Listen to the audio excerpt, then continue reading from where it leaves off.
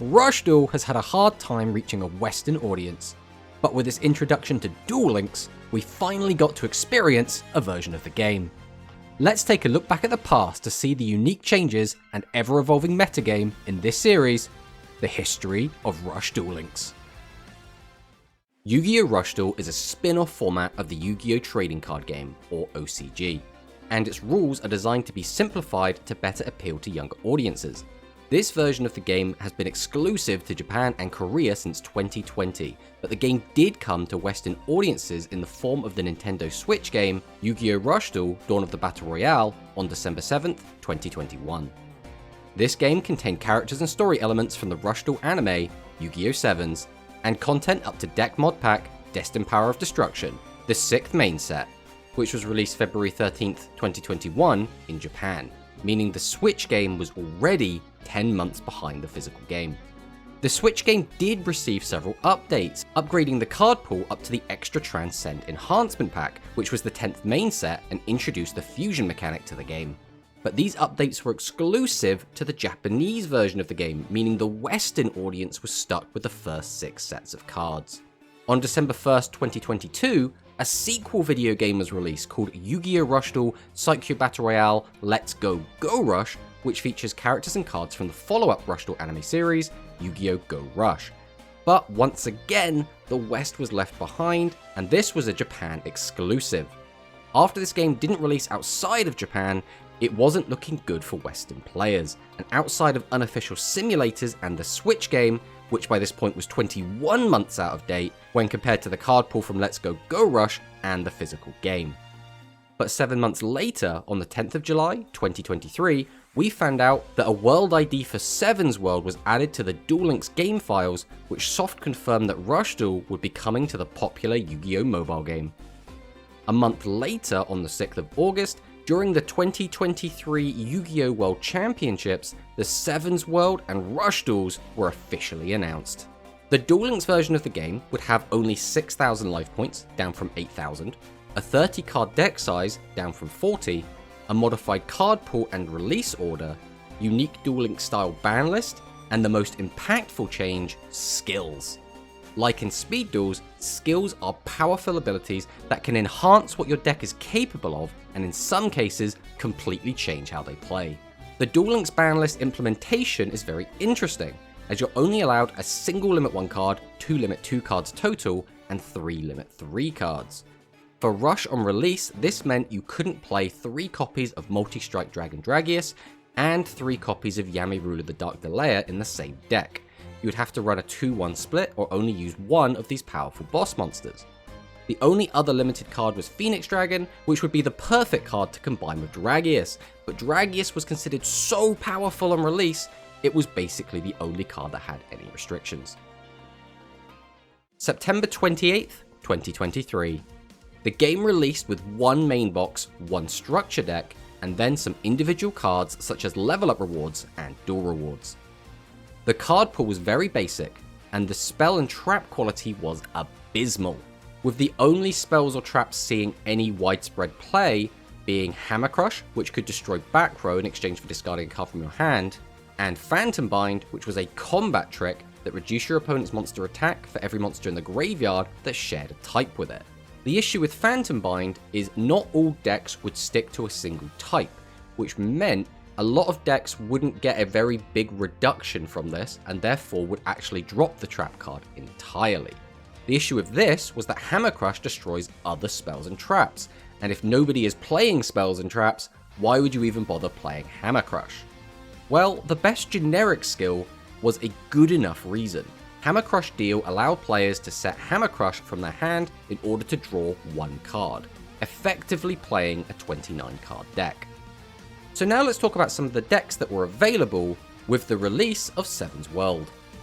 The meta for this early era of the game featured 7's Axel Road, a spellcaster strategy revolving around level 6 monsters that aim to create a powerful board with high attack values to overwhelm your opponent in damage over the course of a few turns.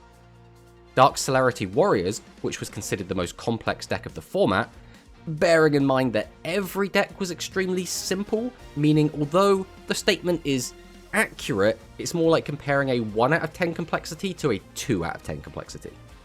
This deck would make use of Yamirula the Dark Delayer to control the opponent while using the skill to change monsters to defense mode and punish their defensive play with Kimirula and Pierce, the former of which can attack directly and the latter allowing for piercing damage. Dragonic Resonance was a dragon-themed deck that allowed Earth Dragons to boost both their attack and level, which would enable Dragonic Slayer to destroy spells and traps whilst also boosting its attack to 2800. Dragons also had the spell card Dragonic Pressure that by discarding 3 dragons from their hand would destroy every monster on the field and then special summon a level 4 or lower dragon from the graveyard, and if you had both Pitcher and Slugger in the graveyard, you could effectively get 2 bodies for a tribute summon. We also had aggro decks, or good stuff piles, basically using a generic skill such as Hammer Crush Deal or Legend Draw, and then sticking every good individual card into the deck, which always included Multi-Strike Dragon Dragius, which at the time was considered the strongest card in the game, boasting 2500 attack and the ability to attack twice. These aggro builds would vary, but at the start of the game, they basically comprised of Dragon Casters, which used 7's Red Magician, and Psychic aggro that used multiple copies of Prima Gitana. Finally, we had Rogue lists that did see some play, but very little success when compared to the aforementioned decks, such as Beatdown, which stacked level 1 normal monsters to feel the effects of Diabolic King Beetle and Spice the Elite Noodle Ninja to perform overwhelming OTKs, assuming it could survive that long. We also saw some Psychic builds going around that would use their Climax Beat skill to search Psychic-themed spell cards, but struggled to find wins with their underwhelming damage output when compared to the other decks, especially considering many aggro builds were already using the boss monster of the deck, Prima Gitana the Shining Superstar. The last deck we're going to mention here came in the form of Rush's first structure deck, Volt Condor. This deck had a lot of hype behind it due to the playstyle seeming quite interesting compared to the other decks in the format. The boss monster allows you to discard a monster from your hand and reduce monsters on your opponent's field that share the same attributes attack equal to the level of the discarded monster times 300, and then uses multiple ways to change monsters' attributes to have the effect be live more often. Unfortunately, Volt Condor itself and the deck's other boss, Darkness Crested Hawk, have low attack stats, still require quite heavy investment, and do very little if the opponent doesn't have 3 attack position monsters. This was especially disappointing as this was the first structure deck, and many new players had hoped that this would be an affordable way to get into the Rush format and be at least a somewhat competitive option. The meta was somewhat basic, but we did see some decks have strengths and weaknesses, and by extension, stronger and weaker matchups.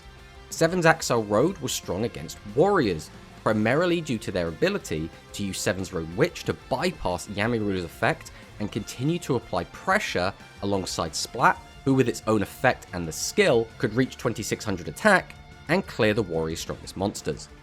However, 7's Axel Road was somewhat weak to aggro decks and the sheer amount of pressure they could exert with Dragius.